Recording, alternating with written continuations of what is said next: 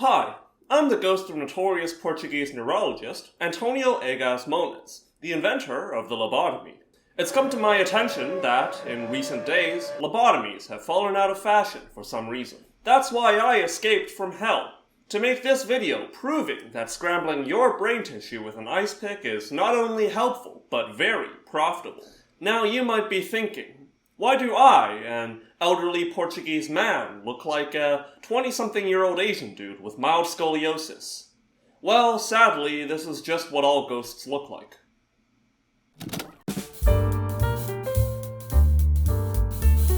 Back in the 1900s, when I was still alive and looks like this guy, we were just beginning to think about the brain, and I was the biggest thinker of all. A couple years ago, the lads discovered brain cells had this weird stringy gunk holding them together. Naturally, I decided that these gross strings must cause all sorts of mental illness. According to my best guess, when brain wires get tangled, it causes a sort of idea traffic jam in the brain, leading to obsessions, depressions, and all that jazz. To fix it, all you need to do is cut up the tangled brain strings so the thoughts can flow again. The problem was, I had no idea which part of the brain to drill into and scramble. Luckily, someone already did something sort of similar to a sort of human creature, and it sort of worked.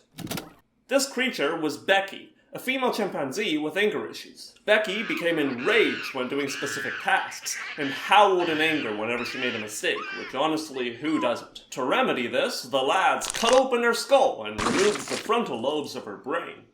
Becky recovered surprisingly well, but was different after her surgery. She was more compliant, cooperative. Becky did all her tasks willingly now and faced her mistakes with the calm of the dead. All in all, great success, lads. After reading this paper, I was struck with an epiphany. I grabbed my assistant, Dr. Almeida Lima, and went hunting for victims. Patience. I meant patience. Enter Janice, a 63-year-old woman suffering from depression, anxiety, paranoia, hallucinations, and insomnia. You've likely all forgotten her real name, but at least her story received more attention and care than Janice the person likely ever did, so, that's good. Anywho, in 1935, Janice wound up being the first put under Dr. Lima's bone drill. I never did any of the surgeries myself, you see. I'm not a surgeon. After Janice was put under, Dr. Lima went to work drilling 2 holes in her forehead. Into these, we poured some absolute alcohol in order to melt her frontal lobes. Then we pouched up the holes and sent her on her way. 2 months after the procedure, a psychologist interviewed Janice and noted she seemed way calmer and certainly less paranoid. Basically, a resounding success. We worked our way through 19 more patients, and I decided 7 were cured, 7 improved, and 6 unchanged. Very impressive results. Even more impressive was how the procedure had no downsides whatsoever, other than your usual vomiting, incontinence, increased body temperature, and diarrhea, of course. Although I admit, all the patients seemed a little off afterward. Most were more apathetic, lethargic, and generally disoriented. Some developed an irresistible urge to steal. Others felt abnormal pangs of hunger. Not ideal, but it's better than a one-way trip to the asylum, or worse, the permanent hell some psychosis patients live in. Plus, the side effects were all temporary, I'm sure of it. At least, that's what I claimed when I published my paper in 1936. My results immediately went viral in the doctor community, sparking hope for what was at the time an incurable condition. Along the way, Dr. Lima and I switched from melting the brain with alcohol to stabbing at it with a sharp stick I called the leucotome. Although popular at frat parties, the alcohol method was far too imprecise for surgery. Much easier to use this horrifying thing. Simply twist that knob and a loop of wire will run along the length, dicing up brain matter like tofu. Easy as that. I was called many things in my time. Butcher, genius, demon, saint. But I'm a humble man. I'd rather you call me hero. It's how many people saw me, including one Dr. Walter Freeman, an American neurologist. Let me tell you about Freeman. One time, the guy was assigned a patient with a metal ring stuck around his penis. Freeman got it off easily. The ring, I mean. When the man asked for it back, however, Freeman said it had to be kept as a surgical specimen or whatever. Instead, he took it home, engraved it with his own family crest, and wore it around his neck on a chain for many years. Freeman would later become infamous for poaching little souvenirs from each of his patients. So anyway, that guy decided it would be a grand idea to drill some skulls in the US of A, and wrote to me asking permission. I said, hell yeah, and sent him a bunch of brain-scrambling supplies in my latest textbook. Of course, Freeman was no neurosurgeon, so he had to hire one.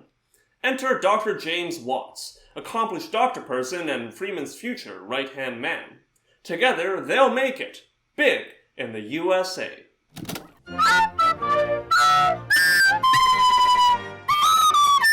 The pair managed to coerce Alice Hood Hamat, a 63-year-old housewife diagnosed with agitated depression, into undergoing the very first lobotomy in the USA. After practicing on a dead body or two, Freeman and Watts felt ready.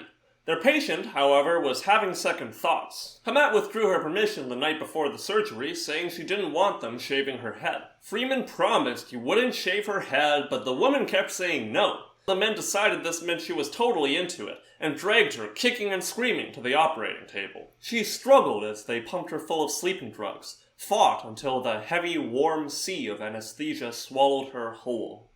When she awoke, Alice Hood Hamat would be a different person. While she slept, Freeman grabbed a razor and shaved her head. Then Watts used an auger to bore 2 holes above her frontal lobes. Over the course of an hour, Watts used the Lobotomy to drill 6 holes deep into Hamat's brain. Then he washed the holes with saline solution and stitched up the damage with black silk. When Hamat awoke hours later, she smiled and said she was happy. She didn't mind that Freeman cut her hair, or her brain for that matter. The 2 doctors cheered and declared the experiment a great success. After she went home, Hamat reported disorientation and language difficulties. Weeks later, she experienced her first seizure. 5 years later, she was dead. Energized by how well that first operation went, Freeman and Watts would go on to lobotomize 200 more people over the course of 7 years. This, however, was obviously still way too slow. They needed to pick things up if they wanted to make real money. Now, get ready, because I've actually got the real ghosts of Freeman and Watts in the studio with me right now to act out the following iconic scene. So, this is as close as you're gonna get to the real thing.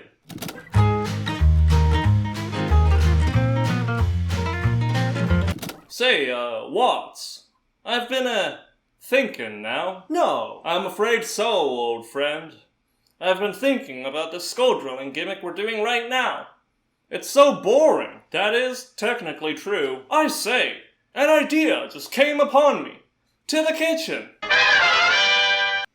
Why do you have a dead body in here? So I keep this ice pick in my kitchen, right? And I was thinking, hey, I bet I could shimmy this bad boy up the eye socket and all the way into the brain and do some real damage up in there. No drilling needed. Think of all the time we'd save. About 20 minutes, I reckon. Time is money, old friend. Allow me to demonstrate my Icepick method now. Please don't. So first I insert this ice pick right above the eyeball, see? Now if I just give it a little tap with a hammer, it should break through the thin eye socket and into the brain. Now if I just wiggle it around, it should obliterate all sorts of brain matter. And one side done. Now I just do the exact same thing to the other side, and presto. Easy as that. I bet with some practice, I could render someone brain damaged in 10 minutes flat. Think of all we could do with all that free time. This is a horrible idea. It would revolutionize medicine. We'll be rich and famous. This is not a terrible idea. But only I, the only actual surgeon in this room, will be allowed to do them. Understood, Freeman? You are to, under no circumstances, perform this ridiculously dangerous surgery. Okay, I promise. Watts was being ridiculous, slowing Freeman's genius by pointing out minor details like how the man had no surgical training and didn't practice sterile technique. Obviously, Freeman went and did it anyway. In 1950, Watts walked in on the man hunched over an unconscious patient with an ice pick lodged in his eyeball. Watts! Great timing! You've got to get a photo of me right now. It'll be perfect for my story in the paper tomorrow. No! Listen here, you psychopath. I am done. I am sick of your stealing, your boasting, your disgusting ways. I bid you good day. Jesus, what's with you, man? Right? What a psycho. Anyway, the media saw Freeman's Icepick surgery and smelled his story. Pretty soon, newspapers were hyping him up with actual lines like, "A world that once seemed the abode of misery, cruelty, and hate is now radiant with sunshine and kindness." Suddenly, lobotomies were all the rage. And I don't know about you, but marketing a highly intrusive and irreversible last resort surgery as a harmless miracle cure? Well, that sounds mighty profitable.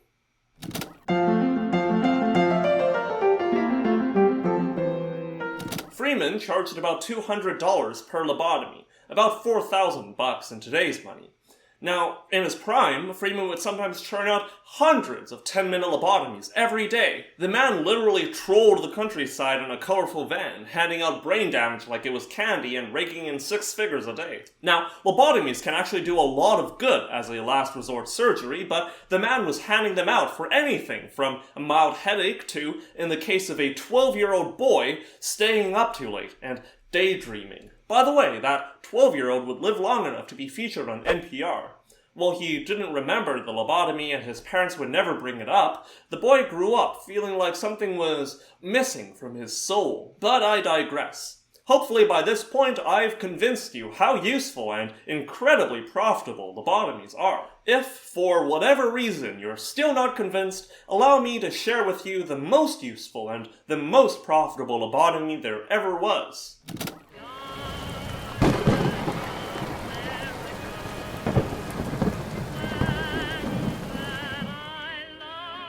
On Friday, the 13th of September, 1918, Rose Mary Kennedy was born. And what a time to be alive!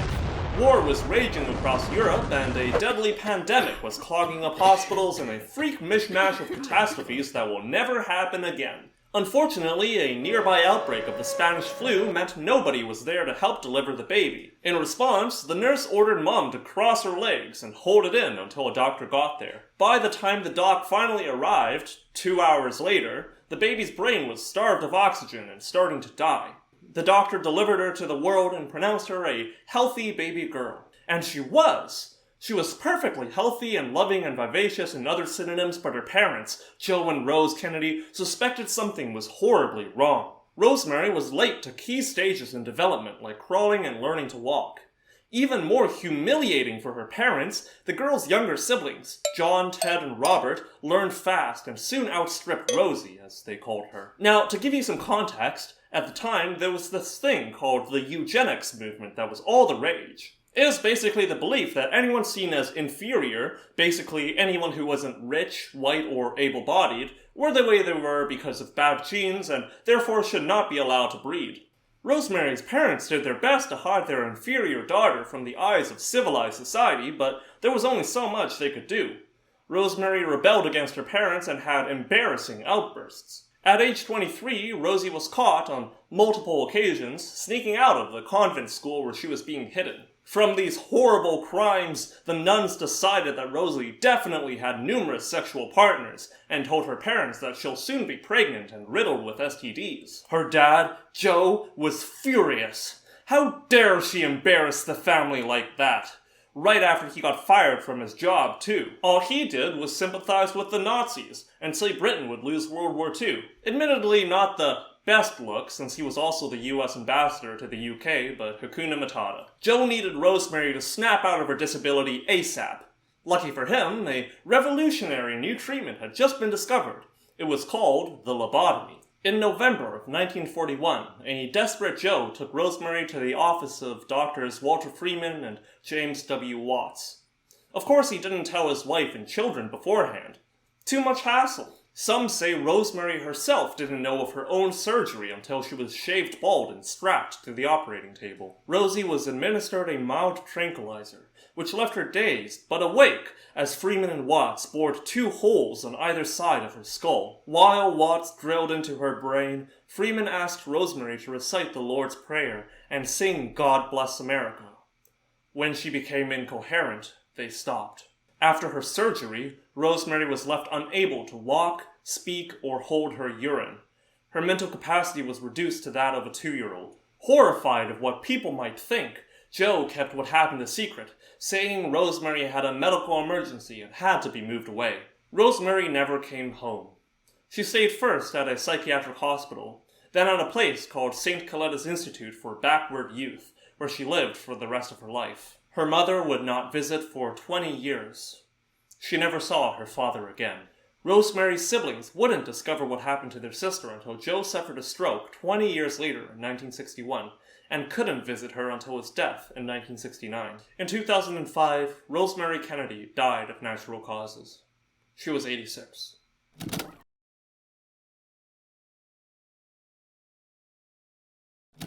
Needless to say, that was an epic success.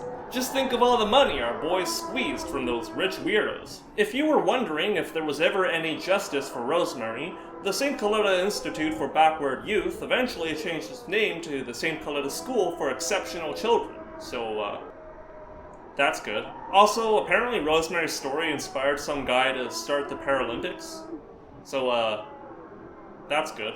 As for me, my penance for creating the great and terrible lobotomy was a Nobel Prize in Medicine and Physiology. And I deserved it too. I saved a ton of lives and basically pioneered the field of neurosurgery. I mean, I think the only reason I'm in hell was I ate too much shrimp that one time. Walter Freeman would work until his death in 1976. They say he died of internal bleeding. Rumor is he was shot by his own patient years earlier. I like to think, as he lay dying, Walter Freeman looked back at his life and all the weird shit he did. The lives he ruined, the hope he represented, the salvation he brought to those thought beyond saving. Was it all worth it? Then he looked around at his piles of money and thought, hell yeah, and promptly died.